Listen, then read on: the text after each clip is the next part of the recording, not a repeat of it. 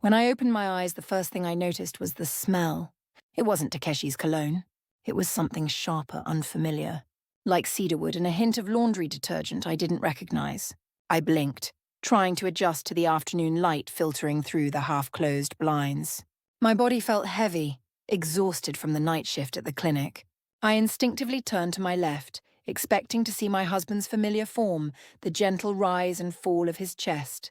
But what I saw made my entire body freeze in cold, paralyzing terror. There was a stranger in my bed. He was lying there, peacefully asleep on Takeshi's side of the bed, using Takeshi's pillow. My heart hammered against my ribs. I couldn't breathe. I just stared at the man, my mind refusing to process what I was seeing. Dark hair, strong jawline, faint stubble, probably mid-30s. Definitely not Takeshi. My brain scrambled for an explanation, desperate for logic. Was this some nightmare brought on by exhaustion? Had I somehow entered the wrong apartment after my grueling 12-hour shift? My hands trembled as I slowly, carefully started to pull away, inching toward the edge of the bed. Then he stirred, his brow furrowed, and his eyes opened, steely grey, alert, confused. We locked eyes for what felt like an eternity.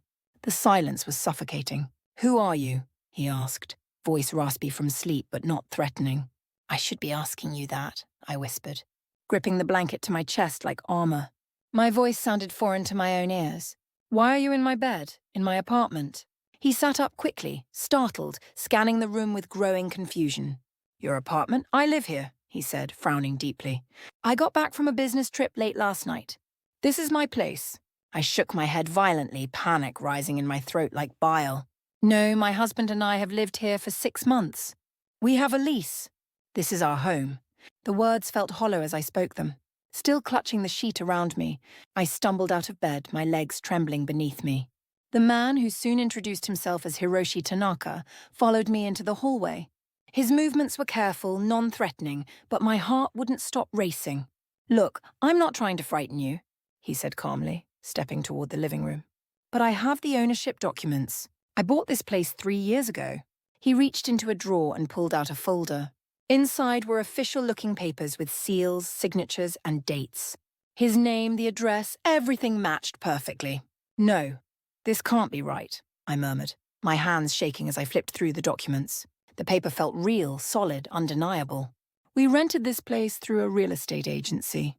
We paid a deposit, first month's rent. My husband signed everything." "Can I see the lease?" he asked gently. I nodded, feeling nauseous, and retrieved the yellow folder we kept in the top drawer of the dresser. I handed it over, watching his face as his eyes scanned the pages. His expression shifted from confusion to something darker, more concerned. "This is a fake," he said slowly, his voice heavy with realization. "Not even a good one. I've never authorized anyone to rent this apartment. I've been away for work in Osaka for 6 months. I just got back last night." I sat down hard on the edge of the couch, my world tilting off its axis. None of this made sense. Where was Takeshi? Why hadn't he told me? I grabbed my phone with trembling fingers and called him. No answer. I tried again. Voicemail. Takeshi always picked up. Even during his busiest days, he'd at least send a quick text. My heart started hammering against my ribs. Something was terribly wrong. "I need to call him again," I said, dialing with shaking fingers that could barely work the phone. Hiroshi turned to give me privacy, stepping toward the window. But it was the same voicemail message again and again. "He's not answering," I whispered, my voice breaking. "He always answers me. Always." I stood on unsteady legs and walked toward the bedroom closet, flinging it open. Then I froze. Takeshi's suits, his ties, his carefully pressed shirts hung there like ghosts. Everything was still there. But Hiroshi stepped beside me and opened the other side of the closet. "These," he said slowly, pointing. "None of these are mine. And my things, they're all gone." I stared at the familiar navy blue blazer Takeshi wore to important meetings, the striped tie I gave him for our wedding anniversary. My chest tightened with a pain I couldn't name. How could this be happening? My husband, the man I trusted with my life, had been living in a stolen apartment. Hiroshi pulled out his phone and made a call. "Kenta, it's Hiroshi. Do you know if anyone was using my place while I was gone?" He paused, listening intently. 3 months ago, a guy moved in, said he bought the place. He glanced at me with sympathetic eyes. "Did he say his name?" Another pause. "Takeshi Yamada." "Thanks," I sat down again, this time on the floor, my back against the cold wall. The name hit me like a physical blow. That's my husband, Takeshi. And for the first time, the full weight of what was beginning to unfold crashed down on me. This wasn't just a mistake. This was a betrayal so deep it made my soul ache. I must have sat there for what felt like hours just staring at the wall. My mind struggling to process the impossible. Everything felt unreal. The warmth from the night before, the familiarity of our home, it was all built on lies. My stomach churned as I forced myself to stand up and return to the bedroom. I opened every drawer, every cabinet with growing desperation. Takeshi's things were there, yes, but only the unimportant ones. A few shirts, some socks, a cologne bottle half empty on the dresser. The laptop he always used was gone. His passport was gone. Credit cards, bank statements, important files, all vanished. The things that mattered, the things that could trace him, were missing. I opened the nightstand on his side of the bed with trembling hands. That's when I saw it. A plain black folder wedged in the back, hidden beneath some old receipts. I pulled it out, my heart pounding so hard I could hear it in my ears. Inside were documents, strange documents that made my blood run cold. Fake leases, photocopies of IDs with different names, none of them his. But the face on each was slightly altered photos of Takeshi with different hairstyles. Different facial hair, subtle tweaks. My throat closed up completely. What was this nightmare? There were photos of keys, floor plans of various apartments, notes scribbled in Takeshi's familiar handwriting, aliases, schedules, dates. My fingers went numb with shock. "Hiroshi!" I called, barely able to speak above a whisper. He stepped into the room, and when he saw what I was holding, his face turned grim. We sat down on the edge of the bed together. I laid out the contents of the folder on the comforter with shaking hands. These can't be real. I don't understand.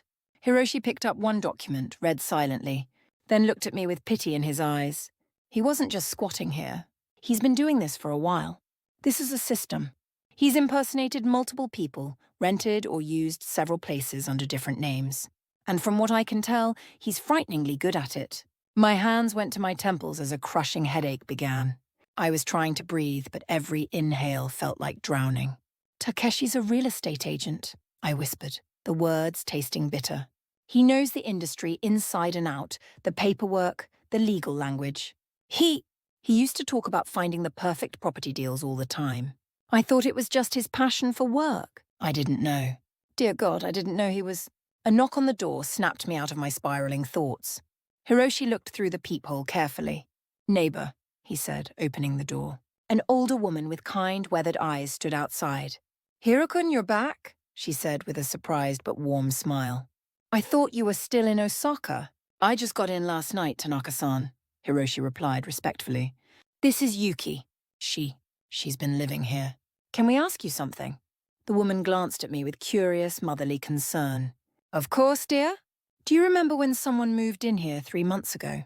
A man, maybe mid-30s, dark hair, said he bought the unit." "Oh, yes," she nodded thoughtfully. "Very polite man, said he just closed on the place. A few days later, I started seeing his wife too. You, I suppose, dear." I gave a weak, embarrassed nod. "And lately have you seen him?" Hiroshi asked carefully. She frowned, thinking hard.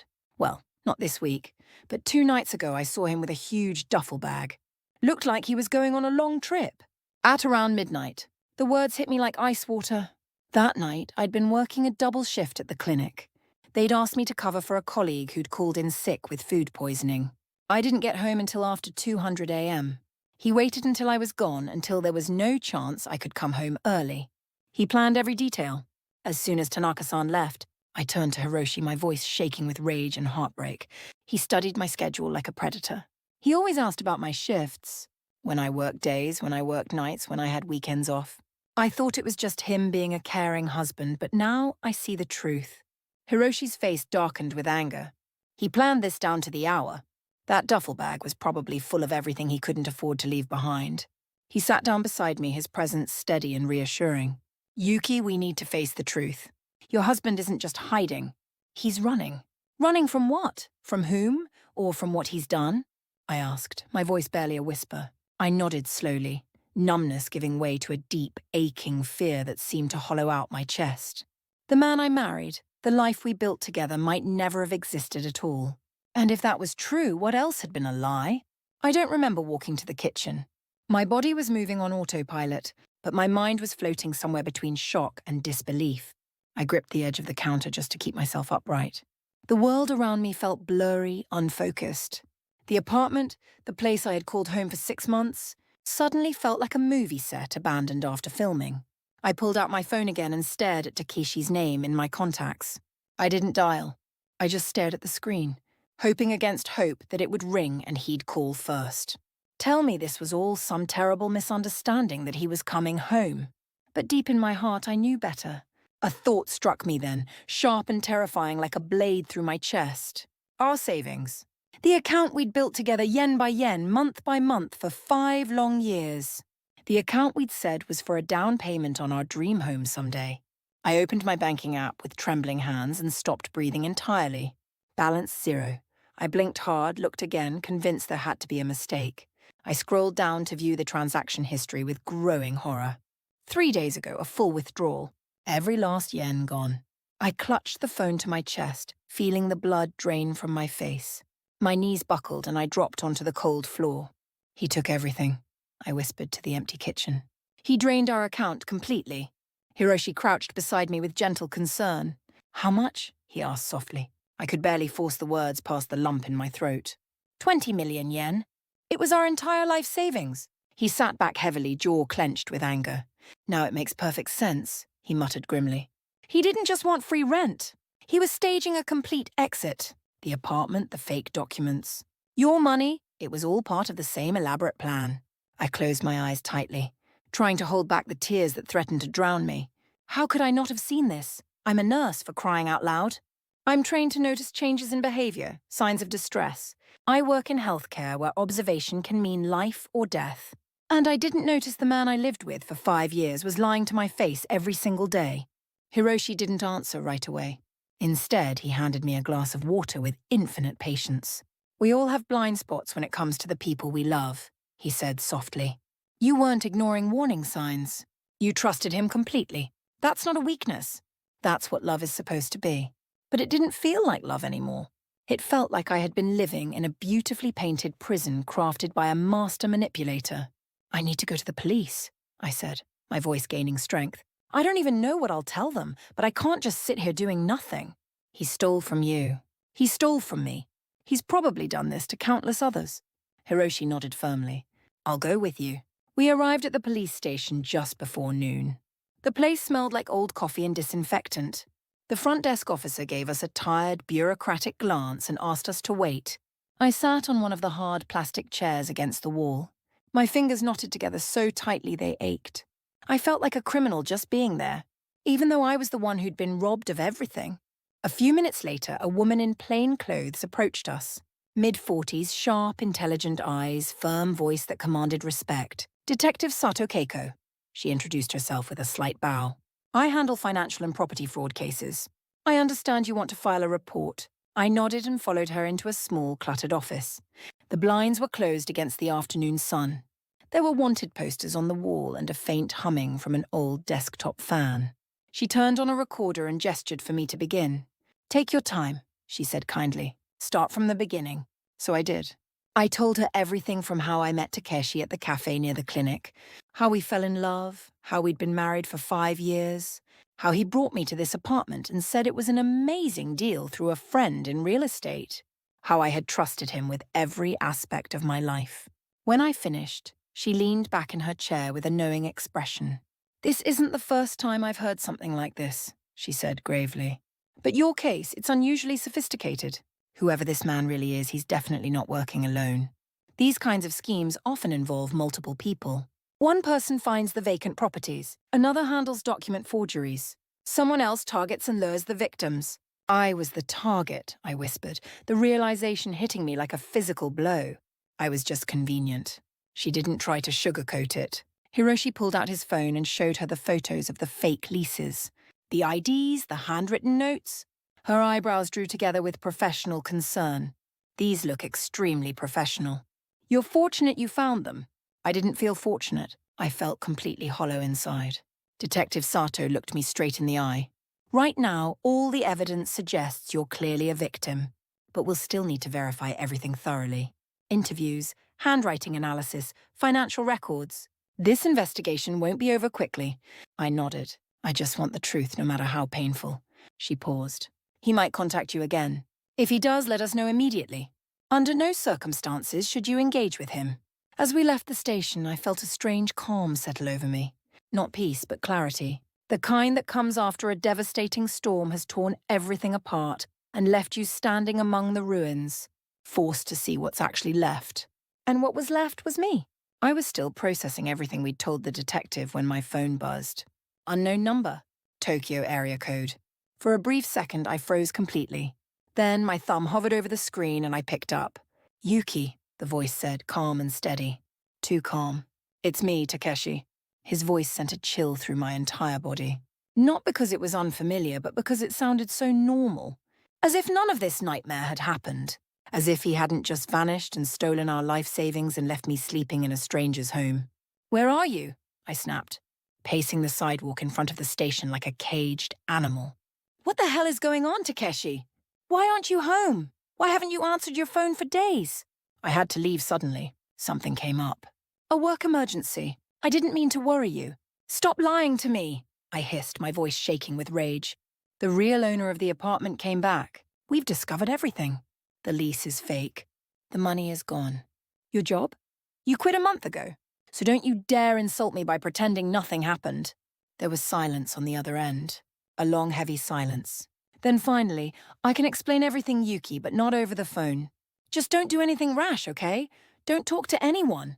Don't go to the police. I'll fix this. I'll be home soon. He said it like a promise, like he still had the right to make promises to me. Don't go to the police, I repeated incredulously. Are you serious? That's the first thing I did. His voice shifted then. The fake warmth evaporated completely. Yuki, he said, lower now, more threatening. I mean it. You don't know what you're doing. You don't know who you're dealing with. Then tell me, I challenged, my voice growing stronger. Tell me who you really are, because clearly I've been sleeping next to a complete stranger for 5 years. The line went dead. I stood there staring at the screen, my heart hammering in my chest like a trapped bird. He knows, I whispered when Hiroshi walked up beside me. He knows you're back. He knows we went to the police. He told me not to talk to anyone, not to do anything stupid. Hiroshi's face darkened with protective anger. Then we need to move quickly. That night, we meticulously double-checked all the documents, made multiple copies of everything we'd found, and backed it all up in the cloud. Every detail, every name, every address. It felt like building a case against a ghost who had haunted my life. I was just starting to doze off on Hiroshi's couch, wrapped in a soft blanket when the doorbell rang. My heart leaped into my throat. Hiroshi paused, turned off the music and walked cautiously to the peephole. Then he stepped back with grim recognition. It's him, he said quietly. My blood turned to ice water. Takeshi. He nodded. He's holding a bouquet of flowers. Of course he was. Always with the theatrical performance. What do we do? I whispered, paralyzed with fear. We don't open that door, Hiroshi said firmly. No matter what he says. The bell rang again. Then a second time, longer, more impatient. Then came the insistent knocking. And then his voice, sickeningly familiar. Yuki, I know you're in there. Open the door. I need to talk to you. I walked toward the door on trembling legs, but I didn't answer. His voice grew louder, more demanding. Stop this childish nonsense. This is ridiculous. I can explain everything. I almost laughed bitterly. Explain everything. How do you explain 5 years of elaborate lies? Takeshi? I said from behind the door. How exactly are you planning to explain the forged lease? The stolen money? The double life? There was silence. Then his voice changed completely. It dropped all pretense of affection. You have no idea what you're getting involved in. Open the damn door, Yuki. Now, before things get much worse for both of us. Hiroshi stepped forward protectively. If you don't leave right now, he said loudly, I'm calling the police immediately. Takeshi's reaction was instant and vicious. And who the hell are you? He snapped. You think you know what's going on here? You don't. You're interfering in something that doesn't concern you at all. This is my property, Hiroshi replied coldly. And Yuki is no longer your concern. You'll regret this, Takeshi growled with genuine menace. Both of you will regret this. Then footsteps, heavy and angry. The building door slammed shut with finality. I collapsed against the wall, my breath coming in ragged gasps. He threatened me. I whispered in disbelief. My husband actually threatened me. Hiroshi didn't say anything for a moment. Then he placed a gentle, reassuring hand on my shoulder. No, he threatened a woman he can no longer control. That's completely different. And somehow, that distinction made all the difference in the world. I didn't sleep that night. Not really. I lay on the couch in Hiroshi's living room, wrapped in a soft blanket, listening to the city's distant hum and the occasional hiss of tires on wet pavement. Every sound made me flinch. Every passing headlight made my stomach tighten with anxiety. It wasn't fear of violence. It was fear of facing the complete truth, that I'd wasted 5 precious years of my life on a man who had never truly existed. Hiroshi brought me coffee the next morning just like he had the day before. He didn't ask how I slept. He didn't try to make meaningless small talk. He just sat beside me at the kitchen table and poured a second cup for himself. That small act of kindness, silent and steady, meant more than any comforting words could have. After a few quiet minutes, he looked up and asked softly, "What was Takeshi like in the beginning?" I didn't know how to answer. For a moment, I was afraid that even remembering him would somehow give him power over me again. But I forced myself to go there. He was charming, I said slowly, the words feeling strange on my tongue. Not flashy or obvious, just warm, incredibly attentive. He remembered every little thing I said, my favorite music, my shift schedule, how I took my coffee. He always said he was amazed by what I did, how I cared for patients, how I stayed calm during medical emergencies. I thought it was love. I thought I'd finally found someone who truly saw me. Hiroshi nodded thoughtfully. Maybe he did see you. Or maybe he saw something he could exploit. That observation stung more than I expected. I feel so incredibly stupid, I whispered. How did I not see what he was doing? How could I have been so completely blind? You weren't blind, Hiroshi said gently. You were committed to your marriage. There's a fundamental difference. He played a carefully crafted role, Yuki. He studied you, your habits, your emotional vulnerabilities. That's not love. That's sophisticated manipulation. I looked away, blinking back tears. We had a joint savings account, I said after a painful pause, or so I thought. But really, I was just depositing my salary into an account he had complete control over. He told me it was more efficient that way. Better for long-term financial planning. I didn't even question it. He made me feel like I didn't need to worry about such things. Hiroshi didn't say, "I told you so." He didn't need to. I was already drowning in shame and self-recrimination. But then he added gently, "You trusted someone you loved deeply. That's not something to be ashamed of. That's something to grieve." That word grieve hit me like a physical blow because it was grief. Not just for the money or the apartment or even the betrayal. I was grieving the life I thought I had, the man I thought I knew, the future I thought we were building together. Later that afternoon, we took a walk around the neighborhood just to get some fresh air. The sky was the color of ash, and the wind carried the scent of rain and distant exhaust. Everything looked grey, muted like my thoughts, but moving helped. So did talking openly. We stopped at a small bakery near the corner. Hiroshi bought us 2 warm melon bread rolls and insisted I eat at least one. I didn't have much appetite, but I forced myself. The sweet, soft texture reminded me of Sunday mornings before everything fell apart, when life felt safe and predictable.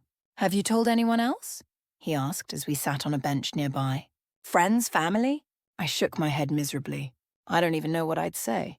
"Hi, it turns out my husband's a professional con artist, and I've been living in a stranger's apartment for 6 months. They'd think I'd lost my mind completely." "Maybe," he said with a small understanding smile. "Or maybe they'd think you're a survivor." That word settled in my chest like a slowly warming ember. Survivor, not victim, not fool, not the wife of a fraud. Survivor. That night, as I helped Hiroshi prepare dinner, just simple ramen with vegetables and some leftover chicken, I realized something strange and wonderful. Despite everything that had happened, I didn't feel like I was intruding in his space. I didn't feel like an unwelcome guest. His home didn't feel like a place I was temporarily crashing. It felt genuinely safe. After dinner, we sat with green tea in the living room. Soft jazz was playing low in the background. For the first time in days, my body began to unclench from its state of constant tension. "Hiroshi," I said, turning toward him, "thank you for everything. You didn't have to help me like this. You could have just asked me to leave and let me deal with this nightmare alone." "I'm not that kind of person," he replied simply. "And I don't think you should be alone right now.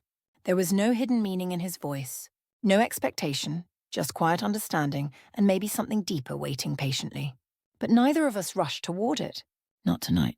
For the first time since this nightmare began, I allowed myself to feel a tiny spark of hope. Detective Sato had told me 2 days earlier that the investigation was progressing rapidly. Takeshi's aliases had matched multiple open cases across several prefectures.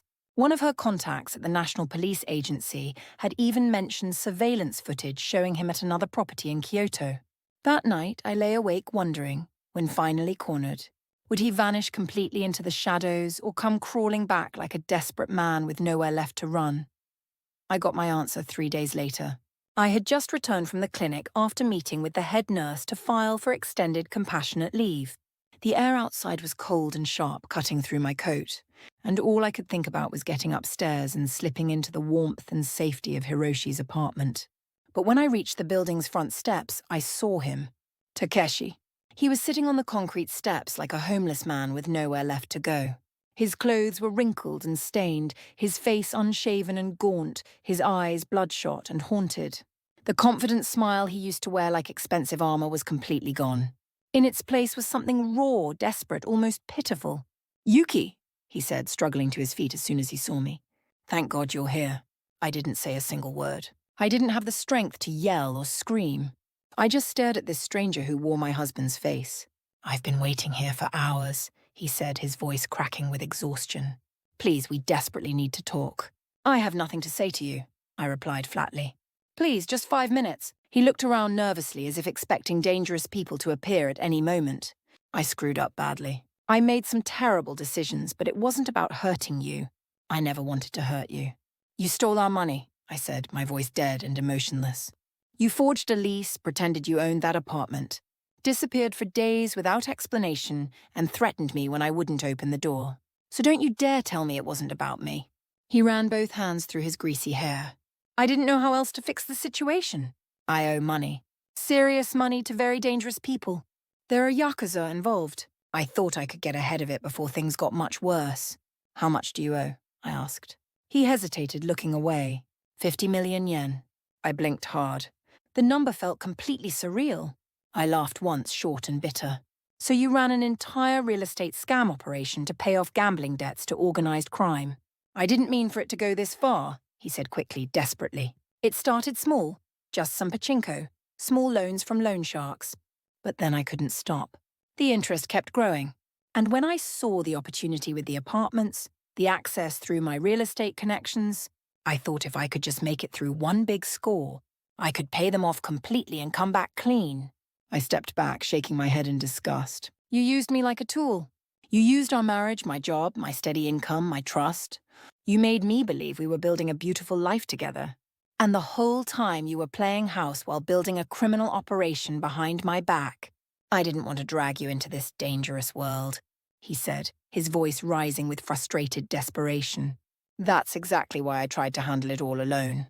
"You emptied our savings account," I said, my voice growing stronger. "The one we built together yen by yen. That wasn't handling it alone. That was complete betrayal." He looked genuinely desperate now, his eyes scanning mine for any trace of sympathy or forgiveness. "I need your help," he whispered. "If I don't pay them back soon, they'll come after me. And then they'll come after you too." And there it was again, the threat carefully disguised as loving concern. "Let me guess," I said, crossing my arms defensively. "You want me to take out loans, use my nurse's salary and credit to bail you out of something you chose to do to yourself. Just temporarily," he pleaded pathetically. "Just until I can get back on my feet properly. I'll get a legitimate job. I'll make everything right between us. Please, Yuki. We were happy once, weren't we? Remember how good we were together?" I stared at him for a long, heavy moment. The man before me was a complete stranger. "You're not the man I married," I said finally. "Maybe you never were that man." I turned toward the building entrance. He grabbed my arm roughly. "Please don't do this to us." The touch made my skin crawl with revulsion. I yanked my arm away violently. "You already did this," I said coldly. "I'm just choosing not to let it continue happening." Hiroshi opened the door just then, sensing something was wrong. He looked between us, his jaw tightening with protective anger. "You need to leave," he said to Takeshi. "Right now." Takeshi bristled with sudden rage. "This is between me and my wife. Ex-wife, I corrected firmly. Very soon. Takeshi glared at me with something ugly and threatening in his bloodshot eyes. You think he's going to save you? He doesn't know what kind of real danger you're in now. I'm not the one who invited dangerous criminals into my life, I said with growing strength. You did that all by yourself, and I won't let their violence bleed into mine anymore. He stood there for several more seconds, fists clenched, breathing hard like an angry animal. Then he turned and walked away quickly, disappearing down the sidewalk like a shadow, finally giving up the pretense of being human. Back inside the safety of the apartment, I collapsed into a chair and buried my face in my hands. Did I do the right thing? I whispered. Hiroshi crouched in front of me with infinite gentleness. Yes, absolutely. But what if he's telling the truth? What if those Yakuza come looking for him and decide to target me too? Then we go to the police again immediately. We stay smart and we don't give in to fear. I looked at him, at the calm strength in his face, the steadiness of his presence, and for the first time in a very long time, I didn't feel alone in the world. 3 weeks later, I sat in the courtroom feeling strangely detached from everything. Takeshi didn't look at me when they brought him in wearing handcuffs. His expensive suit was wrinkled and ill-fitting, his face hollow and gaunt. I watched as he kept his eyes fixed on the floor, hands folded tightly in front of him like a child being scolded. He looked like a man completely unraveling. And in truth, that's exactly what he had become. The investigation had moved with surprising speed once Detective Sato connected all the dots. It turned out Takeshi had been running similar elaborate scams for years, always with different identities, always in different cities across Japan. Tokyo was just his most recent hunting ground. The apartment, the fake job, even our marriage itself. It had all been part of a long, sophisticated con built on charm, forged documents, and stolen identities. I gave my testimony calmly and clearly, my voice never wavering. The judge listened intently. So did the prosecutor. No one interrupted or questioned my credibility. When I finished, I stepped down, walked past the defendant's table without a single glance, and didn't look back. After the hearing, I didn't feel victorious or vindicated. I felt empty, but somehow lighter. The crushing weight was finally shifting. Not completely gone, but definitely shifting towards something healthier. That night, back at Hiroshi's apartment, the place I now gratefully called home, I made green tea, curled up on the familiar couch, and opened my laptop. For the first time in weeks, I wasn't obsessively checking bank statements or police emails. I was opening a completely blank document. I didn't know what I was writing yet. Maybe it was a personal journal. Maybe it was a letter to my former self. Maybe it was the tentative start of something entirely new and hopeful. But the cursor blinked patiently, waiting, and I let the words flow naturally. 3 days later, I found a suspicious envelope taped to the apartment door. No return address, just my name written in sharp, almost violent letters. I opened it slowly, my heart pounding with anxiety. Inside was a single note handwritten in familiar script. You destroyed everything I worked for. I hope it was worth it. There was no signature, but I knew exactly who it was from. I immediately called Detective Sato. She sent an officer to collect it as evidence. I wasn't terrified anymore, but I was completely done letting fear take up valuable space in my healing life. It's likely just a final desperate power play, she told me over the phone. A pathetic way to remind you he's still thinking about you. But that doesn't mean he still owns any part of your story or your future. She was absolutely right. Because that destructive part of my life, the part where I kept searching for love in the face of manipulation, where I mistook possessive obsession for devoted love and dangerous silence for comfortable stability, was finally over. I was no longer a woman who flinched at every doorbell or second-guessed her hard-earned instincts, or allowed someone else to define her fundamental worth. I was consciously building something genuinely new now. Not just a safe home, not just a meaningful career, but our authentic self. Hiroshi helped me quietly, patiently, never trying to rush the delicate healing process, never trying to define what we were becoming. Some days we talked about absolutely nothing and laughed over morning coffee. Other days I cried on his strong shoulder when the nightmares returned. And he held me like I truly deserved to be held. Not like a broken, damaged thing, but like something genuinely valuable and worth protecting. One morning, I woke up to the wonderful smell of fresh pancakes. I followed the aroma to the kitchen and found him expertly flipping the last one, a dish towel slung casually over his shoulder, his hair adorably messy from sleep. You cook? I asked, smiling despite everything I'd been through. Only under extreme emotional blackmail, he said with a warm, genuine grin. I sat down at the table, and he brought me a perfect plate without asking how many I wanted or how I liked them prepared.